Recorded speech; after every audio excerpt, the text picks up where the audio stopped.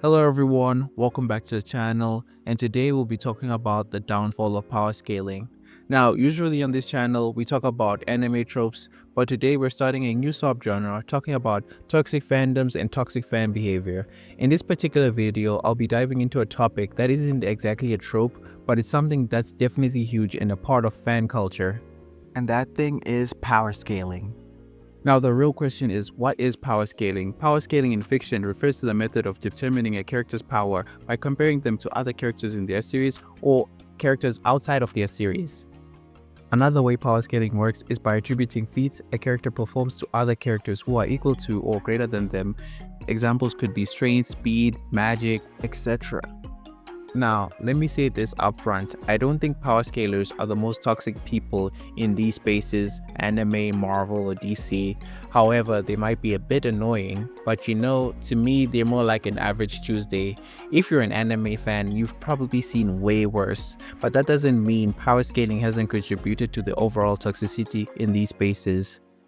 Let's go back to the 2021 to the 2022 era. That's when power scaling really hit its peak. That era was crazy. If you hopped on a TikTok live or just scrolled through your feed, you've probably seen grown adults with jobs and kids and full-on responsibilities shredding each other over cartoon characters. I'm not kidding. People were cussing each other out, dropping insults, and calling each other dumb. And this was all done because of anime.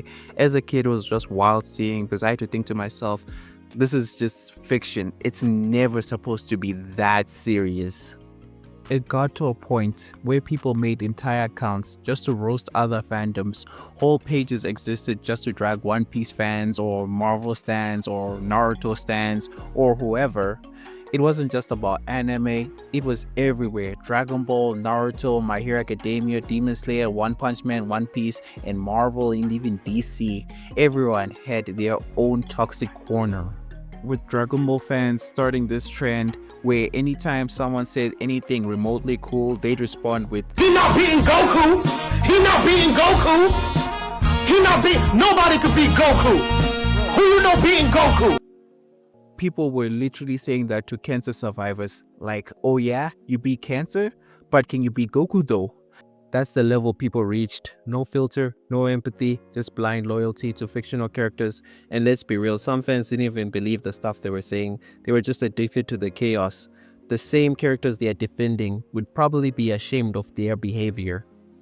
With Dragon Ball fans being toxic, other fans had their own narrative they wanted to spread.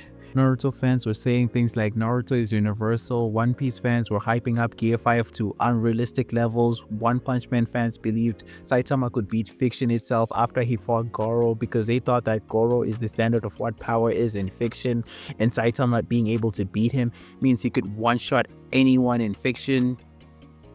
Tough times. Amongst anime fans, it became a weird competition of who'd be the loudest in the debate, or who would be the loudest in the comment section. And I swear some people would say the most random things they don't even say in real life just to seem smart while they are debating. It stopped being about debates and turned into pure delusion, shouting matches disguised as random discussions.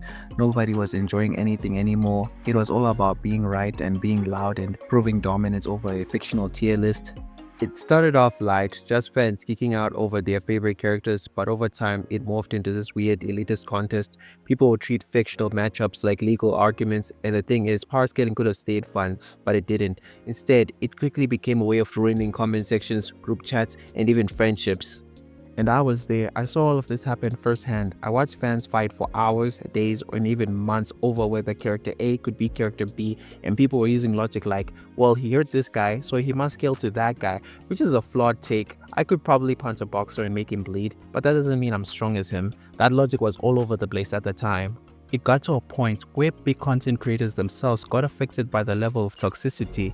At first they were thriving off of the views and engagement, but eventually they got tired and some even left the space entirely or changed their content.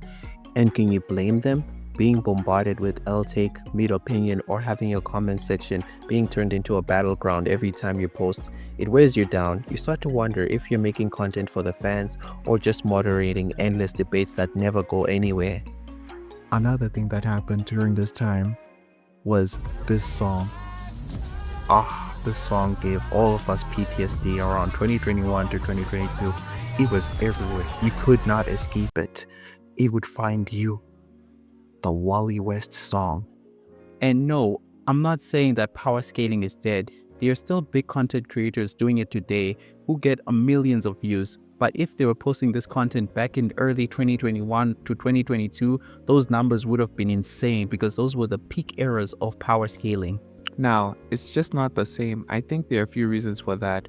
One, the trend died. It's no longer 2022. The fans who were obsessed with it back then, they've probably grown up and, people change. 2, the big names stopped. The power scaling faces of the community either slowed down or quit, and when the leaders stopped, the followers just scatter. 3, people got tired of arguing, tired of fighting in comment sections, tired of flooding each other's videos with spam, especially on TikTok. It became unbearable.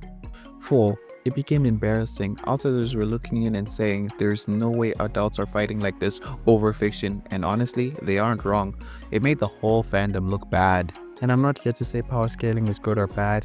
I just don't care for it anymore, not like I used to. At some point I realized I don't like characters because they're strong. I like them because they're written well. It doesn't matter if your favorite character beats mine. If someone says character B beats character A, it doesn't affect me. It's just their opinion, and that's perfectly fine. So yeah, that's how I see it. Power scaling as a trend didn't exactly die, it just evolved. For me, I moved on. But now I want to know what you think. Were you into power scaling? Were you also part of the comment section wars? Or did you think it was silly from the start? Yeah, that's about it. If you enjoyed this video, I would really appreciate if you liked and subscribed because I have more content to feed you coming up soon. And as always, see you on the next one. Bye.